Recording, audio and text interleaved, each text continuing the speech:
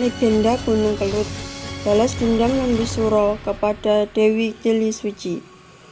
Gunung Kelut merupakan sebuah gunung api yang terletak di Kecamatan Ngancar, Kabupaten Kediri, Jawa Timur, Indonesia.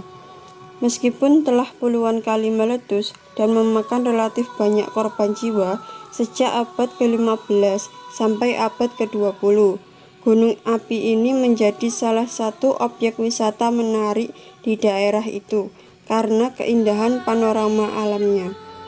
Gunung yang memiliki ketinggian 1730 meter di atas permukaan laut ini semakin menarik minat para pengunjung karena setiap tanggal 23 Suro, Pananggalan Jawa, masyarakat setempat menggelar acara larung sesaji. Pagelaran acara tersebut merupakan simbol Condro Sengkolo atau sebagai penolak bala dari bencana akibat pengkhianatan cinta yang dilakukan oleh putri kerajaan Majapahit terhadap seorang pemuda bernama Lembusuro. Bagaimana pengkhianatan cinta itu terjadi? Alkisah, di daerah Jawa Timur ada seorang raja bernama Raja Brawijaya yang bertahta di kerajaan Majapahit. Ia mempunyai seorang putri yang cantik jelita bernama Dyah Ayu Pusparani. Sang putri memiliki keindahan tubuh yang sangat mempesona. Kulitnya lembut bagai sutra dan wajahnya elok berseri bagaikan bulan purnama. Sudah banyak pangeran datang melamar, namun Prabu Brawijaya belum menerima satupun lamaran agar tidak terjadi kecemburuan di antara pelamar yang lain. Di sisi lain, penguasa Majapahit itu juga tidak ingin menolak secara langsung karena takut mereka akan menyerang kerajaannya.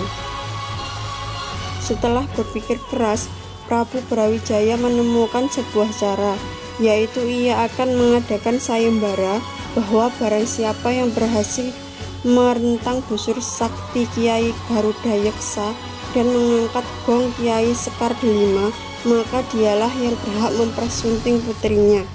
Ia memerintahkan para pengawalnya untuk menyampaikan pengumuman tersebut kepada seluruh rakyatnya, termasuk kepada para raja dan pangeran dari kerajaan-kerajaan di sekitarnya. Pada saat yang telah ditentukan, para peserta dari berbagai negeri telah berkumpul di alun-alun istana kerajaan. Prabu Brawijaya pun tampak duduk di atas singgasananya dan didampingi oleh permaisuri dan putrinya.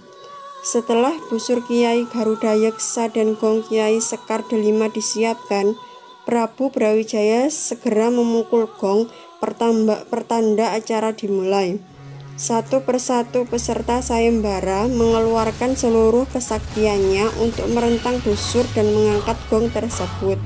Namun, tak seorang pun yang berhasil, bahkan tidak sedikit dari mereka yang mendapat musibah.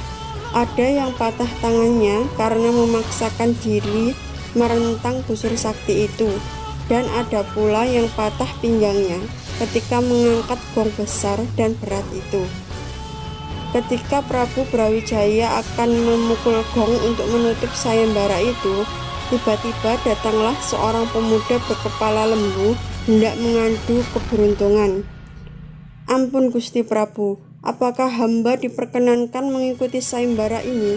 pinta pemuda itu. "Hai pemuda aneh, siapa namamu?" tanya Prabu Brawijaya. "Nama saya Lembusuro," jawab pemuda itu. Prabu Brawijaya beranggapan bahwa pemuda itu tidak akan mampu merentang busur sakti dan mengangkat gong besar itu. Ia pun mengizinkannya mengikuti sayembara itu sebagai peserta terakhir. "Baiklah, kamu boleh mengikuti sayembara ini," ujar Prabu Brawijaya. Lembusuro pun menyanggupi persyaratan itu. Dengan kesaktiannya, ia segera merentang busur Kiai Garuda Yeksa dengan mudah. Keberhasilan Lembusuro itu diiringi oleh tepuk tangan para penonton yang sangat meriah. Sementara itu, putri Dyah Ayu Pusparani terlihat cemas karena ia tidak ingin bersuamikan manusia berkepala lembu atau sapi. Ketika Lembusuro menghampiri gong Sekar Delima, semua yang hadir tampak tegang, terutama sang putri. Ia sangat berharap agar Lembusuro gagal melewati ujian kedua itu. Tanpa diduganya, pemuda berkepala lembu itu ternyata mampu mengangkat gong sekar delima dengan mudah. Tepuk tangan penonton pun kembali bergema. Sedangkan Putri Diah Ayu Pusparani hanya terdiam, hatinya sangat sedih dan kecewa. "Aku tidak mau bersuami orang yang berkepala lembu," seru sang putri seraya berlari masuk ke dalam istana. Mendengar ucapan putrinya itu, Prabu Brawijaya langsung terkulai karena telah mengecewakan putrinya. Namun, sebagai seorang raja, ia harus menepati janjinya untuk menjaga martabatnya. Dengan demikian, Putri Diah Ayu Pusparani harus menerima Lembu Suro sebagai suaminya. Hadirin sekalian, sesuai dengan janjiku, maka Lembu Suro yang telah memenangkan sayembara ini akan kunikahkan dengan putriku, seru Prabu Brawijaya. Seluruh peserta sayembara pun berlomba-lomba memberi ucapan selamat kepada Lembu Suro. Sementara itu, di dalam istana, Putri Diah Ayu Pusparani menangis terseduh-seduh meratapi nasibnya.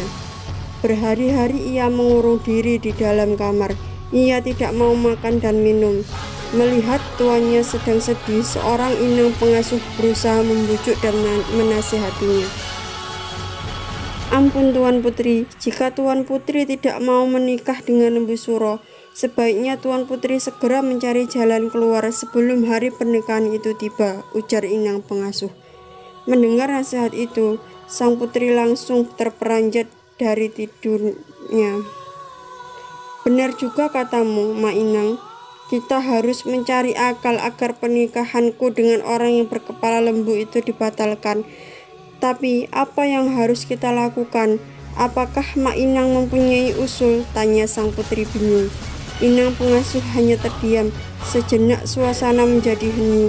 Setelah berpikir keras, akhirnya inang pengasuh menemukan sebuah jalan keluar. "Ampun Tuan Putri, bagaimana kalau Tuan Putri meminta satu syarat yang lebih berat lagi kepada Lembu Suro?" usul inang pengasuh. "Apakah syarat itu, Ma Inang?" tanya sang putri penasaran. "Mintalah kepada Lembu Suro agar Tuan Putri dibuatkan sebuah sumur di puncak Gunung Kelut untuk tempat mandi kalian berdua setelah acara pernikahan selesai. Tapi sumur itu harus selesai dalam waktu semalam," usul Ma Inang. Putri Diah Ayu Pusparani pun menerima usulan inang pengasuh dan segera menyampaikannya kepada Lembu Suro. Tanpa berpikir panjang, Lembu Suro menyanggupi persyaratan itu. Pada sore harinya, berangkatlah ia ke Gunung Kelut bersama keluarga istana dan termasuk sang putri. Setibanya di Gunung Kelut, Lembu Suro mulai menggali tanah dengan menggunakan sepasang tanduknya. Dalam waktu tidak beberapa lama, ia telah menggali tanah cukup dalam. Ketika malam semakin larut, galian sumur itu semakin dalam. Lembu Suro sudah tidak tampak lagi dari bibir sumur. Melihat hal itu, Putri Diah Ayu Pusparani semakin panik. Ia pun mendesak ayahandanya agar menggagalkan usaha Lembu Suro membuat sumur. "Ayah, apa yang harus kita lakukan? Putri tidak mau menikah dengan Lembu Suro," keluh sang putri dengan bingung. Prabu Brawijaya pun tidak ingin mengecewakan putri kesayangannya untuk yang kedua kalinya. Setelah berpikir keras, akhirnya ia menemukan sebuah cara untuk menghabisi nyawa Lembu Suro. "Pengawal, timbun sumur itu dengan tanah dan bebatuan besar," seru Prabu Brawijaya. Tak seorang pun pengawal yang berani membantah. Mereka segera melaksanakan perintah rajanya. Lembu Suro yang berada di dalam sumur berteriak-teriak meminta tolong. "Tolong, tolong, jangan timbun aku dalam sumur ini," demikian teriakan Lembu Suro. Para pengawal tidak menghiraukan teriakan Lembu Suro. Mereka terus menimbun sumur itu dengan tanah dan bebatuan.